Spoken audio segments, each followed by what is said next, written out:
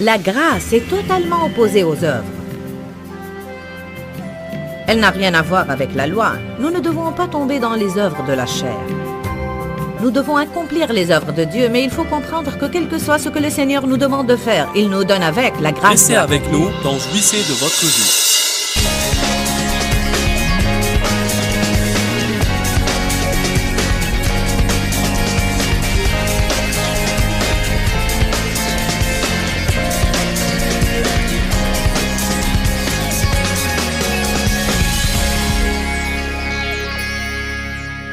Notre message est intitulé « Ne gaspille pas ta grâce ». Ne gaspille pas ta grâce. Je crois que beaucoup de personnes ne comprennent pas la grâce. Pour de longues années, je ne comprenais pas la grâce. J'ai appris que la grâce est une faveur non méritée. Un acte de bonté de Dieu. Mais je ne savais pas que la grâce était une force. La grâce est la force du Saint-Esprit qui vient dans nos vies pour rendre possible ce qui nous était impossible sans elle. Ou bien c'est la force de Dieu qui vient dans nos vies pour nous aider à faire aisément ce que nous avions du mal à faire. Combien d'entre vous pensent à l'instant à une situation déterminée qui leur donne du fil à retordre? Combien pensent à une personne qu'ils ont du mal à accepter? On en parlera plus tard.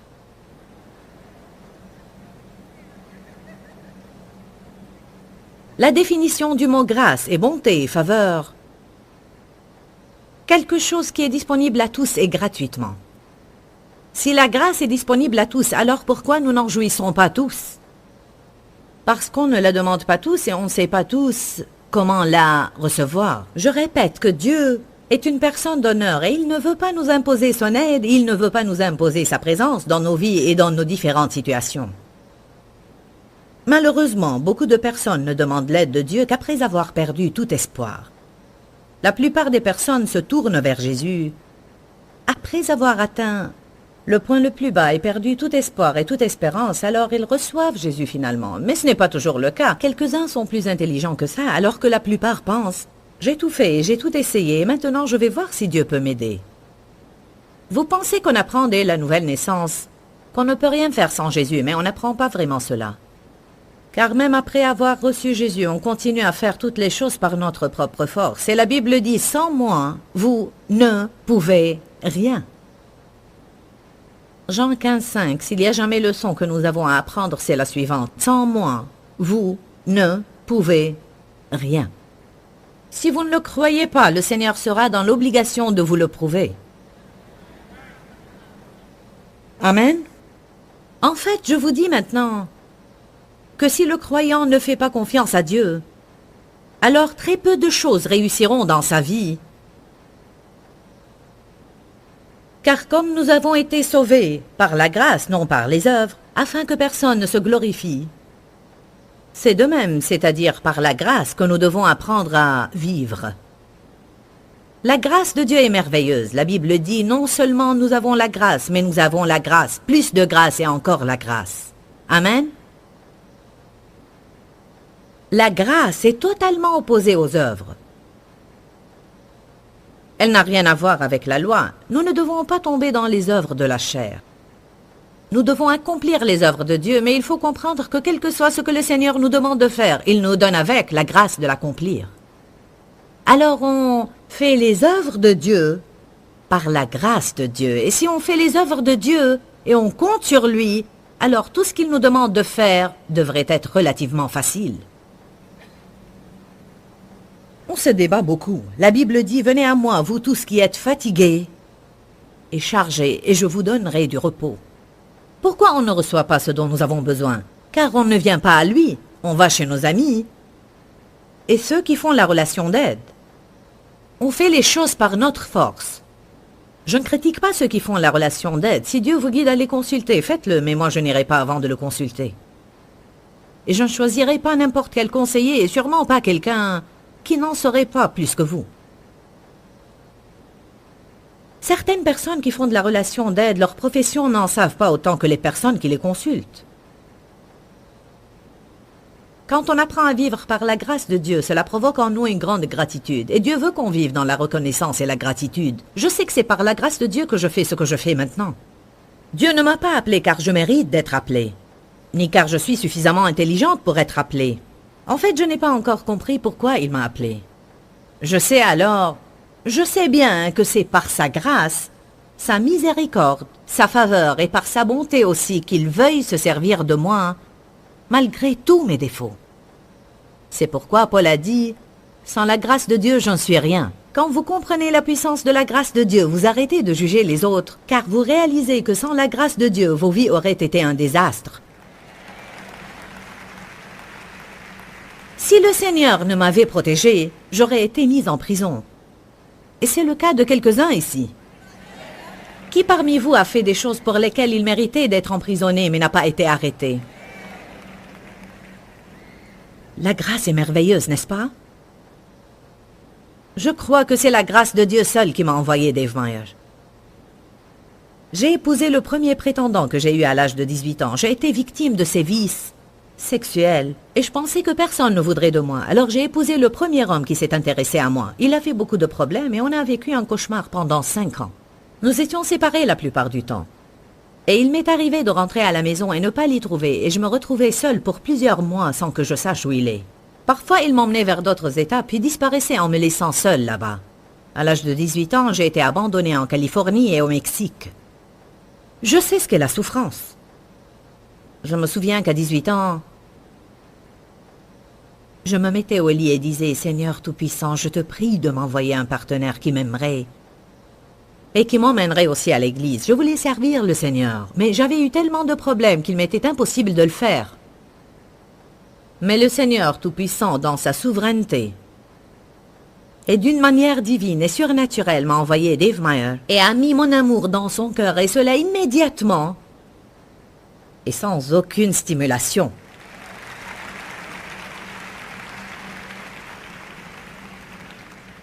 J'étais en train de laver la voiture de ma mère devant notre maison, et Dave travaillait avec l'homme qui vivait dans l'étage au-dessus de l'appartement de mes parents, et il était venu le chercher. Quand il m'a vu là-bas, il s'est dit « Elle est mignonne, je vais essayer de lui parler. » J'étais là, portant un short, en train de laver la voiture.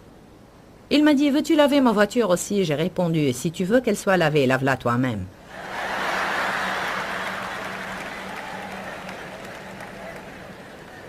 Ça faisait des mois qu'il priait pour avoir une épouse. Il sortait avec 3 jeunes filles. Il voulait simplement se marier. Il était prêt à s'installer et prier pour avoir une épouse. Il disait « Seigneur, je veux qu'elle soit quelqu'un qui a besoin d'aide. » Et il a dit que quand je lui ai répondu de cette manière « Si tu veux que ta voiture soit lavée, lave-la toi-même », l'idée lui vint immédiatement à la tête. C'est exactement la fille que je veux.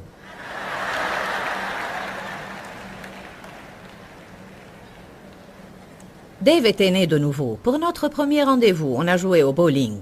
Je crois que j'ai gagné. Il m'a dit « Tu veux boire quelque chose ?» J'ai répondu « Oui, je voudrais une bière. » « Tu la veux dans un verre ?» « Non, la bouteille est bonne. »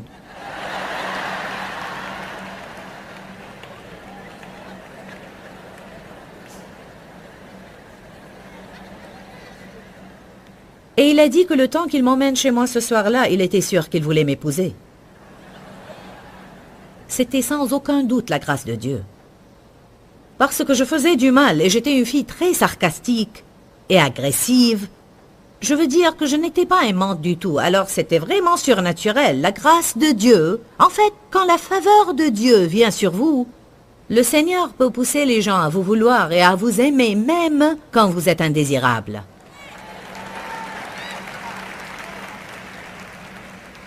Quelques-uns font des pieds et des mains pour sortir avec quelqu'un, tandis que vous devriez prier 5 minutes le matin pour être favorisé. Et puis partir au travail et sourire.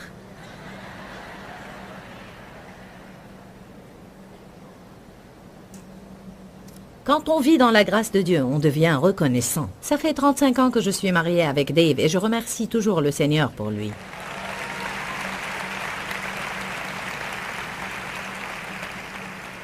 Qu'est-ce que j'aurais prêché si je n'étais pas mariée avec Dave? Il dit que le Seigneur l'a mis dans ma vie pour crucifier ma chair, et je pense qu'il a raison.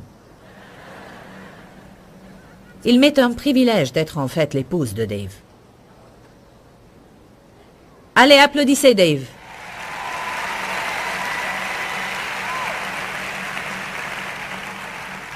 Je veux vous dire qu'il y a une mesure de grâce donnée à chaque personne sur Terre. On peut dire pour certaines choses qu'on a tous la même mesure de grâce, mais pour d'autres non. Alors il y a de différentes mesures de grâce données à chacun. L'important c'est qu'on a tout ce dont on a besoin. Ça ne sert à rien que Dieu vous donne la grâce de prêcher si vous n'êtes pas appelé à le faire. S'il y a une chose qu'on devrait apprendre à discerner, c'est quand la grâce est présente et sur quoi elle est présente. Et on devrait apprendre aussi à discerner quand elle n'est plus là. Quand la colonne de nuée se déplace, il vaudrait mieux qu'on la suive. Beaucoup de personnes essayent de continuer dans des œuvres après que le Seigneur ait déjà terminé avec. Et ce n'est que labeur, labeur, labeur, labeur. Il faut que vous sachiez qu'il y a des saisons avec Dieu. Et il se peut qu'il se serve de toi toujours dans le même domaine.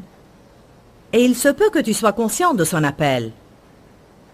Mais il se peut qu'il y ait des saisons d'épreuves. Si jamais tu endures quelques épreuves, ne lâche pas en disant « la grâce n'est plus là ». Il vaut mieux prendre le temps de vérifier tout cela, car ça pourrait être ta chair. Mais si tu ne fais que te débattre, te débattre, te débattre, te débattre, te débattre, te débattre, et tu as envie d'abandonner, et tu as perdu ta joie, et que rien ne réussit, tout n'est que lutte, alors dis Dieu, est-ce vraiment ce que je suis censé faire? Je vous dis que je ne lutte pas pour faire ce que je fais. On n'a pas de problème financier. Et on n'éprouve pas de difficulté à inciter les gens à nous aider. Prêcher n'est pas une corvée pour moi. Et je ne me fais pas de soucis pour recevoir des invitations pour prêcher. Pas de difficulté dans ce que Dieu vous appelle à faire et vous oint pour faire. C'est vrai que j'ai lutté au début, mais non parce que Dieu ne m'avait pas appelé, mais parce que je ne savais pas comment recevoir la grâce. Je faisais les choses par la force de ma chair. Et j'essayais de faire les choses à ma façon. Et j'ai en fait beaucoup lutté pour que mon ministère se développe avant que Dieu ne le développe lui-même. Il se peut que vous vous débattiez même dans les choses auxquelles vous êtes appelés si vous ne les faites pas dans la grâce de Dieu. Alors je vous encourage à apprendre à recevoir la grâce de Dieu. Si quelqu'un me dit, tu sais, le Seigneur veut que je tienne à mon mariage. Et il me l'a déclaré clairement, il veut que je tienne à mon mariage. Mais c'est trop difficile, je suis misérable et je ne sais pas combien je vais persévérer. Il y a un problème. Car si le Seigneur t'a appelé à tenir à ce mariage et te l'a déclaré clairement, alors sa parole l'oblige à te donner la grâce ou la force d'y persévérer. Et non seulement de persévérer, mais de le faire en tant que conquérant. Il faut que vous compreniez cela aujourd'hui, car quelques-uns d'entre vous ne font rien que se plaindre de leurs conditions. Pourtant, vous dites, c'est là où je crois que Dieu veut que je sois. Je crois qu'il veut que je travaille ici, mais je hais cette place, je hais mon patron, gna gna gna gna gna. Mais Dieu m'a dit de ne pas démissionner. Si c'est vraiment la volonté du Seigneur que tu sois là, alors il t'a mis dans cet endroit que tu n'aimes pas, soit pour crucifier ta chair, soit pour que sa volonté soit faite dans la vie de quelqu'un d'autre. Le point essentiel, c'est que là où le Seigneur te met, il te donne la grâce d'y persévérer. Qui sait que le Seigneur ne va pas l'appeler à faire quelque chose sans lui donner la grâce nécessaire? Quoi qu'il nous appelle à faire, il nous équipe à faire. Alléluia. Prenez Romains 12, verset 6. La grâce est la force accordée pour nos conditions dans la vie, que nous soyons femmes d'intérieur ou dans le ministère. Ma fille est née à 4 enfants maintenant. Et je vous dis, je suis fatiguée rien qu'à la voir. Elle a dit l'autre jour, quand elle était en train de repasser ses nouveaux rideaux en essayant de les accrocher pendant qu'elle nourrissait les enfants et changeait leurs couches, elle a dit, en fait, c'est ce que j'ai toujours voulu dans la vie, et je l'ai maintenant, et je suis contente. Vous savez, à un moment donné de ma vie, j'avais 4 enfants en bas âge, et j'étais contente, et c'était pour cette saison dans ma vie, mais vous savez, pour être honnête avec vous, j'aime mes petits-enfants, mais je dois prier avant de garder l'un d'eux toute une nuit.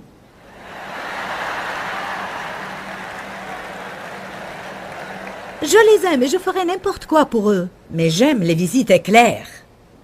Je peux leur rendre visite 5 fois par jour, et dès que je rentre de voyage, je vais tout de suite, et avant de faire quoi que ce soit, voir mes petits-enfants. Mais vous savez, maintenant je vis une saison différente dans ma vie. Et je suis ointe pour des choses différentes, je suis ointe pour le silence. J'ai une grâce spéciale pour mener une vie tranquille. J'ai une grâce spéciale pour mener une vie paisible. Amen. Dave et moi, on se sépare rarement. Et c'est bien. Mais il va assister à un tournoi la semaine prochaine. Je ne veux pas l'accompagner. Je vais pouvoir rester toute seule à la maison. Pour une semaine. Gloire à Dieu. Amen. Personne ne pourra me prendre la télécommande. Et ne tirera les couvertures la nuit. Je plaisante, il va me manquer beaucoup. Vous passez par de différentes saisons dans la vie. Amen. Alors vous devez savoir dans quelle saison vous êtes et où le Seigneur vous veut. Et vous devez discerner pourquoi vous êtes loin. Et arrêtez de vous sentir frustré. En essayant d'être là où Dieu ne vous veut pas et en essayant de faire des choses qu'il ne vous a pas appelé à faire. Ne faites plus ce que les autres sont appelés à faire et sont loin pour alors que vous ne l'êtes pas. Et réjouissez-vous car Dieu ne vous donne pas des choses que vous n'êtes pas censé avoir. Vous auriez été misérable si le Seigneur vous avait accordé tout ce que vous vouliez dans la vie. Romains 12:6 dit « Mais nous avons des dons différents, des facultés, des talents et des qualités différentes. Selon la grâce qui nous a été accordée, utilisons-les. » Dites tous « Je ne peux pas aller au-delà de ma grâce. » Jean 3:27. Je veux aujourd'hui que vous glissiez facilement dans le repos de Dieu. Comme j'ai déjà mentionné, avant de commencer, je veux que vous soyez des chrétiens bien huilés. Je veux que vous soyez tellement loin, par la force du Saint-Esprit, que vous pourriez glisser à travers les difficultés de la vie et glisser d'entre les mains de Satan. On a besoin de beaucoup plus d'huile, n'est-ce pas? L'Esprit de Dieu, qui est l'Esprit de grâce, est symbolisé dans les Écritures par l'huile. Jean 3:27 nous apprend une leçon importante. Commençons par le verset 26. Ils allèrent auprès de Jean et lui dirent, « Rabbi, celui qui était avec toi au-delà du Jourdain, et à qui tu as rendu témoignage. Il faut que tu fasses attention, Jean. Voici qu'il baptise le peuple et que tous les gens vont à lui. » Cet homme était Jésus, et Jésus est sur scène maintenant. Heureusement, Jean savait qu'il était précurseur. Il savait quand être en avant-scène et quand se retirer. Alléluia. Ça me rappelle les personnes qui travaillent avec moi. Je leur demande de jouer un rôle de meneur, mais dès que j'arrive, ils s'effacent. Les personnes qui vous donnent du mal sont ceux qui ne connaissent pas leur place et essayent de vous voler votre place. Amen. Certaines personnes ne sont pas ointes pour être numéro 1, mais elles sont ointes pour exceller en numéro 2. Ce que je déteste le plus, c'est voir quelqu'un qui est oint pour aider quelqu'un d'autre et qui essaye d'être ce que l'autre personne est alors qu'il était censé l'aider. Quand est-ce qu'on va apprendre ce que la Bible dit? Celui qui reçoit un prophète en qualité de prophète recevra une récompense de prophète. Je pensais ce matin à ce verset et j'ai dit à ceux qui m'aidaient, il y a des personnes qui m'aident pendant que je suis en tournée. Et une dame qui s'occupe de ma maison. Je n'aurais pas pu faire ce que je fais sans leur aide. Je ne peux pas aider beaucoup de gens si je ne suis pas bien secondée.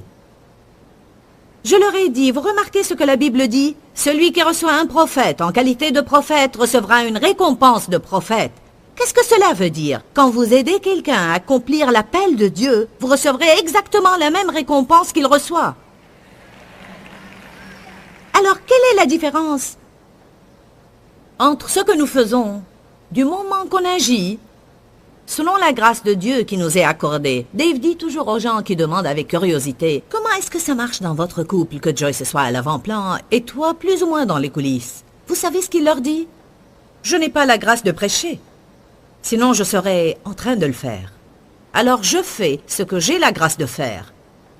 Et mon don aide bien le sien. Et je suis très heureux parce que je ne vais pas au-delà de la grâce qui m'a été donnée.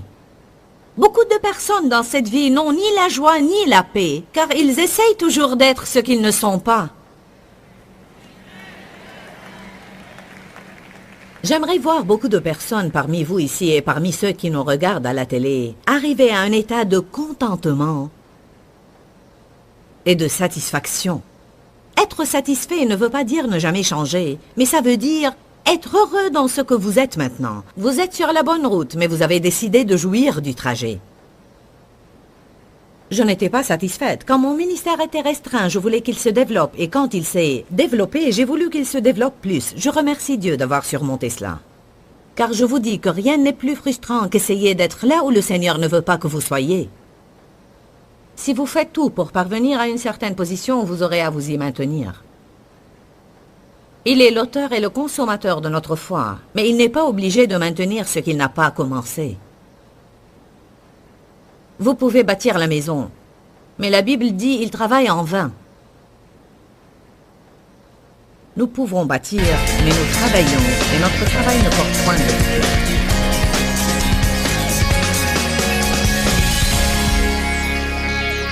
Souvenez-vous que vous pouvez savoir que vous êtes en Christ, vous pouvez connaître celui qui vit en vous, et que vous pouvez faire face à quoi que ce soit, et vous pouvez le faire sans peur. Aujourd'hui, nous offrons une série d'enseignements en 5 parties, intitulée « Vivre avec assurance et sans peur ». Je ne sais pas sur quel point de votre vie Satan vous attaque, peut-être avec la peur. Je ne sais pas à quelle situation vous faites face en ce moment qui peuvent vous sembler très alarmantes, mais je sais que la parole de Dieu a le pouvoir qui vous permettra de faire tout ce que vous devez faire.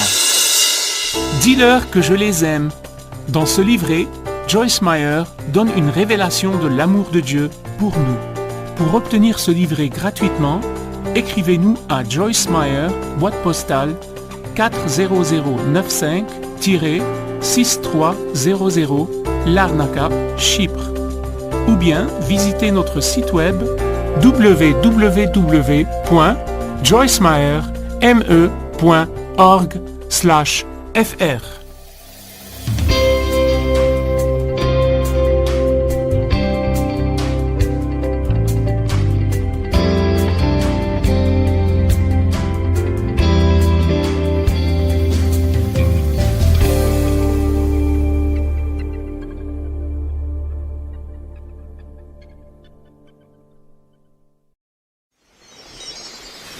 Êtes-vous en train de recevoir quelque chose ce matin?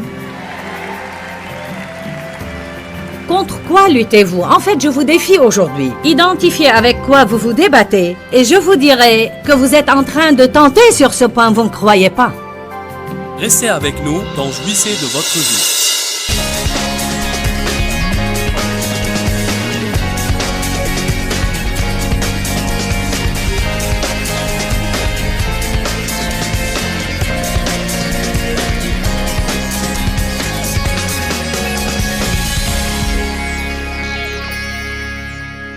Vous ne pouvez même pas vous occuper de vos problèmes si Dieu ne les oint pas, pour que vous en soyez délivrés. Dans le cas de certaines personnes, Dieu est en train d'essayer d'agir sur leur tempérament, alors qu'eux étudient les finances.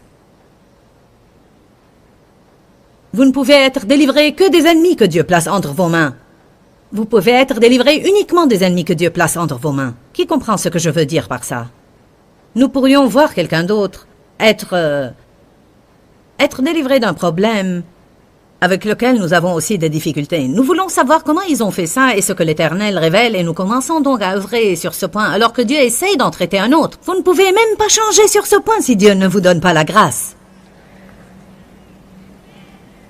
Vers quoi Dieu donne-t-il la grâce? Vers ce qu'il cultive en vous en ce moment.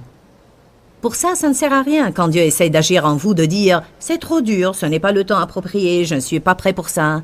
Parce que si Dieu opère sur vous, vous êtes donc prêt. Peut-être vous ne voulez pas l'être. Mais vous l'êtes. Bon, en tout cas, j'ai lutté en tentant de me changer. Je veux dire, j'ai essayé d'être silencieuse, j'ai essayé d'être soumise, j'ai essayé d'être gentille. Et plus j'essayais, moins ça marchait. Alors j'ai remarqué cette parole dans Jacques 4 et j'ai commencé à recevoir une révélation. Le tout vaut la peine d'être lu. Pourquoi ne commencerons-nous pas par le verset 1? D'où viennent les conflits, les dissensions et les querelles? J'ai eu plein de querelles dans ma vie. Comment les conflits, les querelles et les disputes commencent? Ne viennent-ils pas de vos passions qui combattent dans vos membres? Vous êtes jaloux, vous convoitez ce que les autres ont et vos désirs ne sont pas satisfaits. Vous devenez donc meurtriers parce qu'en ce qui concerne nos cœurs, haïr c'est tuer. Vous brûlez d'envie et de colère Et vous n'êtes pas capable de parvenir à la satisfaction, le contentement et le bonheur que vous cherchez. Donc vous luttez et vous faites la guerre. J'ai reçu une révélation juste ici. Vous n'avez pas parce que vous ne demandez pas. Oula. Ça a changé ma vie parce que je me suis rendu compte que je n'avancerais pas tant que j'essayais d'accomplir beaucoup de choses. Mais ce que je devais faire, c'est céder et demander tout simplement à Dieu. Si la prière est légitime et c'est le moment qu'il a choisi et c'est bien sa volonté, il l'exaucera. Alors je me suis débarrassée d'un grand fardeau quand j'en suis arrivée à ce point-là, parce que j'ai commencé à demander à Dieu tout ce qui me passait par la tête. Et ma foi en lui m'a aidé à savoir tout ce qui est approprié pour moi. L'Éternel m'a dit une fois, « Joyce, je ne te cache jamais rien. Ne pense jamais que quand tu me demandes quelque chose, si tu ne le reçois pas, je te le voile. Parce que vraiment, en fin de compte, il y a quelque chose que je sais serait mieux pour toi, et ce n'est pas encore le moment juste dans ta vie. Donc nous devons mettre notre foi en Dieu. Ceux qui ont cru entrent vraiment dans le repos de Dieu. Vous ne jouirez pas de votre vie si vous ne vous en remettez pas à Dieu, car vous essayez de trouver quelque chose d'autre. Vous essayez toujours de faire de sorte que quelque chose se passe. Vous n'appréciez pas où vous êtes si vous essayez tout le temps de parvenir là où vous n'êtes pas encore. Entendons un grand amen de vous tous. L'Écriture dit, ou bien vous les demandez, mais vos motivations sont fausses. Parfois, nous demandons des choses et nos raisons sont incorrectes. Mais la plupart du temps, nous ne savons pas que nos motivations sont incorrectes. Nous devons laisser Dieu travailler. Verset 4. Vous êtes comme des femmes infidèles, ayant des liaisons illicites avec le monde et rompant leurs vœux de mariage à Dieu. Ne savez-vous pas que l'amour du monde est inimitié contre Dieu, ainsi quiconque voulant être un ami du monde prend sa position comme un ennemi de Dieu? Croyez-vous que l'Écriture parle en vain qui dit « C'est avec jalousie que Dieu chérit l'Esprit qu'il a fait habiter en nous. Il désire intensément être accueilli avec un amour jaloux. » Regardez le verset 6. « Il accorde au contraire de plus en plus de grâce. » Et je remercie Dieu pour cette version amplifiée parce qu'elle dit « C'est le pouvoir de l'Esprit Saint de contrer complètement cette tendance perverse ainsi que toutes les autres. » Là, ma propre marche chrétienne a changé. Dieu utilise différentes choses pour parler aux gens dissemblables. Je ne sais pas si ça va frapper chacun d'entre vous comme ça m'a frappé, mais j'ai réalisé juste là que la grâce était plus que faveur imméritée et surnaturelle. La grâce était le pouvoir. C'était le pouvoir de l'Esprit Saint de me changer. Je pouvais avoir non seulement la grâce, mais je pouvais avoir la grâce et plus de grâce.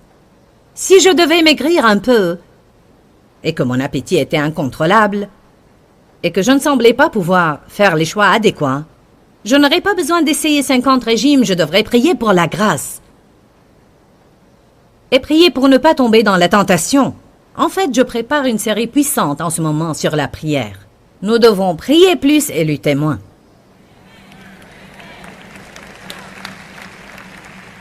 Quand vous priez, vous envahissez des impossibilités. Le diable dit, c'est impossible, vous n'allez jamais avoir une percée. Quand vous priez, vous invitez la puissance de Dieu dans ces circonstances et Dieu commence à changer ces circonstances. Vous ne possédez pas parce que vous ne demandez pas. J'ai essayé de garder ma bouche fermée, mais je n'ai jamais demandé à Dieu de m'aider.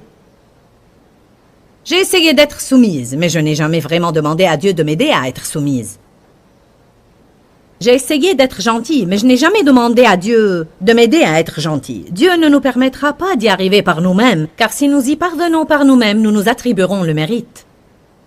Dieu veut nous changer surnaturellement et souverainement pour qu'il en reçoive la louange. Mais il nous donne de plus en plus de grâce pour contrer cette tendance perverse et toutes les autres parfaitement. Quelle sorte de tendance pernicieuse avez-vous? Qui peut penser à une tendance malsaine dans sa vie qui doit être changée? En haut dans les balcons, pouvez-vous tous penser à quelque chose qui a besoin d'être changé dans votre vie? Qui peut témoigner de cela aujourd'hui? Nous essayons, n'est-ce pas? Mon Dieu, j'essaie! Eh bien, j'essaie! Éternel, j'ai fait tout ce que je sais faire, et que veux-tu, Éternel, que je fasse? Si tu me montres juste quoi faire, je le ferai, Éternel, mais je ne sais que faire. Mais qui vous demande de faire n'importe quoi? Dans Jean chapitre 6, le verset 28, les disciples ont dit à Jésus, « Que devons-nous faire pour accomplir les œuvres de Dieu? Que devons-nous faire pour plaire à Dieu? » Chacun veut savoir ce qu'il faut faire. Et savez-vous ce que Jésus leur a répondu? Il a dit, « L'œuvre de Dieu, c'est que vous croyez en celui qu'il a envoyé. » C'est là votre travail. Le travail d'un croyant, c'est de croire. Que quelqu'un reçoive une révélation.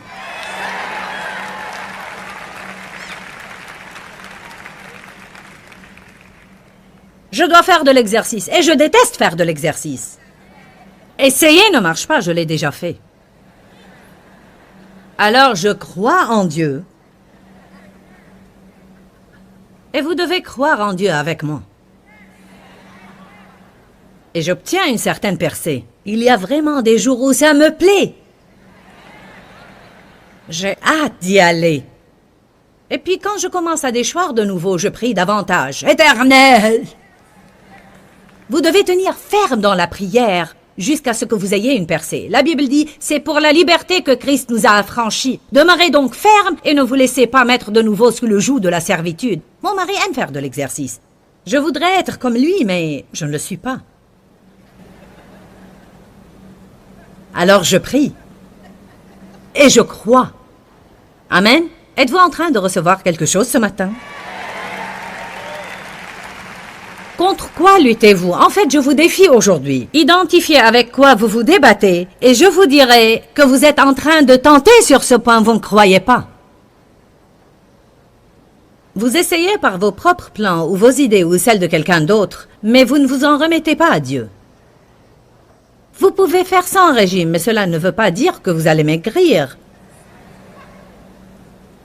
Mais si Dieu ointe une idée pour vous, ouhou, Satan hors de mon chemin. Allez, à 1 Pierre.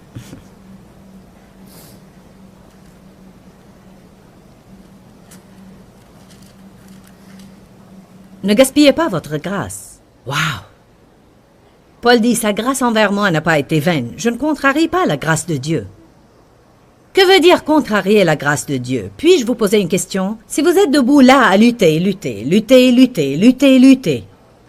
et je sais exactement comment faire ce que vous faites, et je pourrais l'accomplir facilement, et je vous dis, permettez-moi de vous aider. Vous rétorquez, non, je fais ça moi-même. Alors je deviens... C'est parce que j'ai un don pour régler cette chose avec laquelle vous vous débattez, et je suis ointe pour vous aider. Mais si vous ne me permettrez pas cela, je me sens frustrée. Il y a des personnes par milliers dans les églises qui sont doués pour aider ces dirigeants, mais certains responsables sont tellement butés qu'ils ne permettent à personne de les aider. Ce qui fait que le responsable est frustré ainsi que les personnes et leurs dons. Quand apprendrons-nous que l'aide dont nous avons besoin est disponible, mais que nous devons nous revêtir d'humilité et demander? Jésus a dit, si quelqu'un a soif, qu'il vienne à moi et qu'il boive. Que signifie cela? Recevoir. Recevez la grâce de Dieu. La Bible dit, approchons-nous avec assurance du trône, afin d'obtenir miséricorde et de trouver grâce pour être secourus dans nos besoins. Nous devons rentrer et dire, Éternel, j'ai besoin de grâce, et d'encore plus de grâce, parce que je n'y arrive pas tout seul. Il n'y a rien que je puisse faire sans toi, Éternel. Tu es tout et je ne suis rien sans toi. Aide-moi, Éternel, et fais tout ce que tu m'as appelé à faire. Voilà comment je dirige ce ministère. Vous voulez savoir comment je fais ce que je fais? Je vous dis que je le fais par la grâce de Dieu. La miséricorde de Dieu pousse les gens à vouloir nous financer. C'est Dieu qui le fait. Des petites idées futées n'y parviennent pas. La publicité professionnelle ne l'accomplit pas. Toutes ces choses aident et quand Dieu les oint, on s'en sert. Mais Dieu doit être la source de tout ce que nous faisons ou alors rien ne va marcher.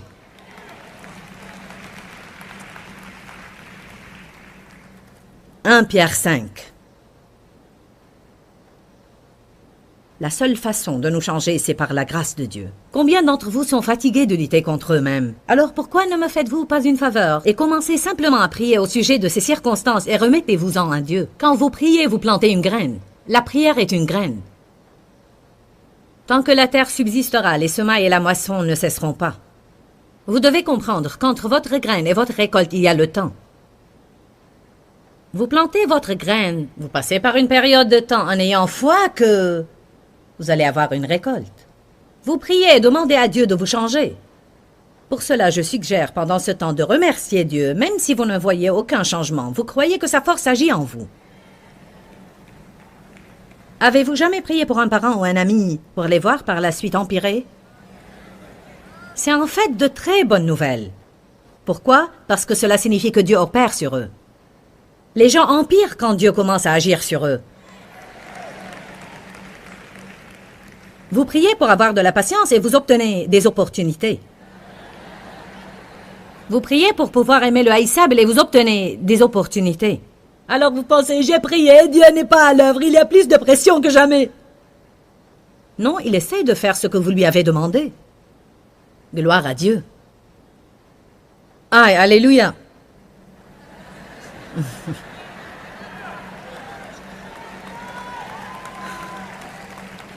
Vous savez, le aïe vient toujours avant l'alléluia. Vous pouvez dire ici alléluia, mais quand vous revenez à la maison, ce sera aïe. Gloire à Dieu. 1 Pierre 5, verset 10.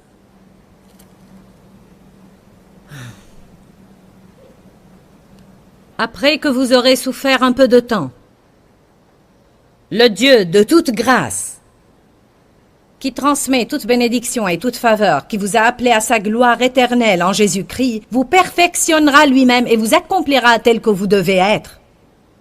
Oh, alléluia! Qui va me perfectionner et m'accomplir tel que je dois être? Le Dieu de toute grâce. Pourquoi dois-je souffrir d'abord? Savez-vous où la souffrance commence? La souffrance commence entre le temps où nous nous rendons compte que nous avons un problème jusqu'à ce que nous nous épuisons à essayer de le résoudre. Et après être parvenus à bout de nos limites, nous nous rendons compte que nous ne pouvons pas y arriver, nous nous en remettons complètement à Dieu, et ensuite nous recevons une percée. Après que vous aurez souffert un peu de temps, le Dieu de toute grâce. Vous voyez, même en vous disant de vous en remettre à Dieu, et bien que vous soyez bien déterminé à le faire, vous allez rentrer chez vous et il y aura quand même une forme de souffrance dans le fait de ne pas céder à la tentation, parce qu'il y a quelque chose dans notre chair qui est si... Et pendant que cette énergie de la chair passe totalement, il y a comme une sorte de souffrance qui survient, parce que vous devez vous retenir pour ne pas vous laisser aller.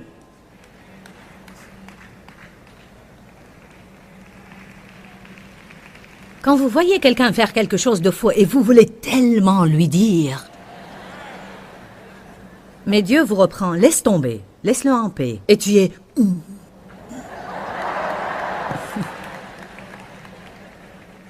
Lisons 1 Thessaloniciens 5. Nous finirons avec ça.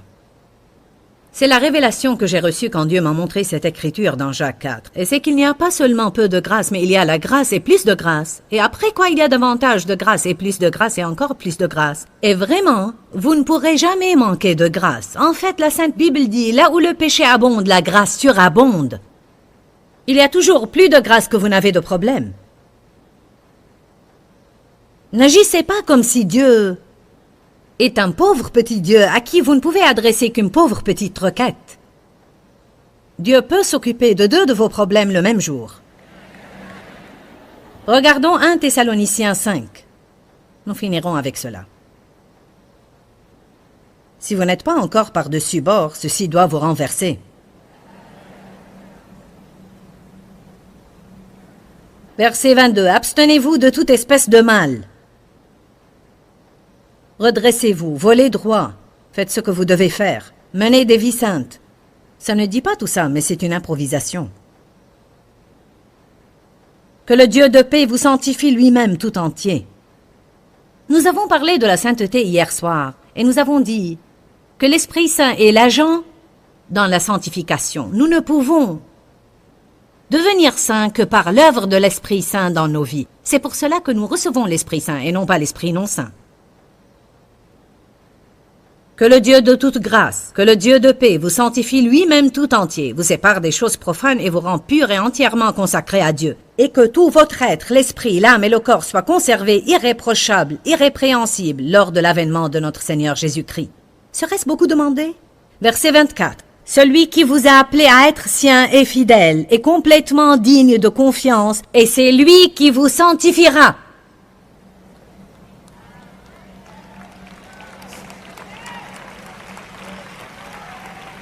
C'est lui-même qui le fera. Il réalisera lui-même son appel. Comprenez-vous ce que je dis aujourd'hui? Vous êtes sauvés, et cela en recevant par la foi la grâce de Dieu. La Bible dit dans Colossiens 2,6, « Ainsi donc, comme vous avez reçu le Seigneur Jésus-Christ, Marchez en lui, vivez en lui et réglez vos vies. Les mêmes circonstances où vous étiez quand vous avez reçu Jésus, c'est dans ces mêmes circonstances que vous êtes chaque jour de votre vie, et c'est dans ces circonstances que vous allez rester. Vous espérez avec votre foi, hein, et vous recevez la grâce de Dieu. Vous savez que vous ne l'avez pas mérité, vous savez que vous ne l'avez pas gagné, et cela suscite en vous un esprit de gratitude. Merci, Éternel. Merci, merci, merci. Merci, Éternel. Tu es digne d'être loué. Arrêtez de lutter. À chaque fois que vous vous sentez frustré, à chaque fois que vous avez l'impression de lutter, vous devez vous dire aussitôt et à l'instant, je suis dans les œuvres de la chair et je dois revenir dans la grâce de Dieu. Si vous avez des enfants à la maison et vous avez l'impression de lutter et d'être frustré au point d'abandonner, vous devez dire, Éternel, j'ai besoin de toi pour m'aider. Aide-moi, donne-moi la grâce d'être agréable bien que je ne me sente pas bien. Quand je ne me sens pas bien, je prie toujours pour une mesure supplémentaire de grâce pour que je puisse me comporter de façon correcte. Il y a un autre verset que je voudrais vous montrer avant de terminer, et je promets de finir et de vous laisser aller manger votre hot dog. Allez à 2 Corinthiens. Je crois que cette écriture est très importante. 2 Corinthiens, chapitre 12. Regardez bien le verset 8. Il y avait quelque chose qui tracassait Paul. La Bible l'appelle une écharpe dans la chair. Certains pensent que c'était une maladie, d'autres disent que c'était Satan lui-même, d'autres encore pensent que c'était une personne qui l'accablait. Le principe est le même, peu importe ce que c'était. Paul était vraiment gêné. Verset 8. 3 fois j'ai prié le Seigneur et l'en ai imploré et l'ai supplié de bien vouloir l'éloigner de moi. Verset 9. Et il m'a dit ma grâce, c'est-à-dire ma faveur, ma générosité, ma bonté et ma clémence, te suffit. Elle est suffisante contre n'importe quel danger, et en fait, elle te permet de supporter la difficulté résolument. Parce que ma force et ma puissance s'accomplissent de la façon la plus efficace dans ta faiblesse.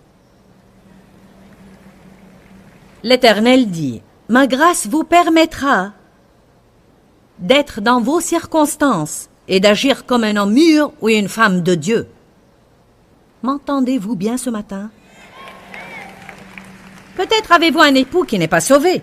Priez pour la grâce et Dieu vous amènera à être là et à être une lumière et à porter le fruit de l'esprit même en temps difficile. Peut-être avez-vous un enfant avec un handicap d'apprentissage ou alors une personnalité trop pénible et difficile pour vous. Priez pour la grâce. Si Dieu vous a donné ces enfants, alors vous avez la capacité de les élever. Priez pour la grâce et plus de grâce. Passez votre temps avec Dieu chaque jour et puisez de lui la force dont vous avez besoin. Ceux qui se confient en l'Éternel renouvellent leur force. Ils prennent leur vol comme les aigles. Ils courent et ne se lassent point. Ils marchent et ne se fatiguent point.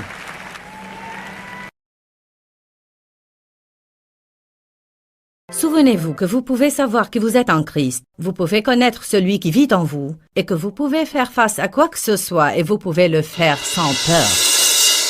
Dis-leur que je les aime. Dans ce livret, Joyce Meyer donne une révélation de l'amour de Dieu pour nous. Pour obtenir ce livret gratuitement, écrivez-nous à Joyce Meyer, boîte postale 40095-6300, Larnaca, Chypre. Ou bien visitez notre site web www.joycemeyer.org/fr.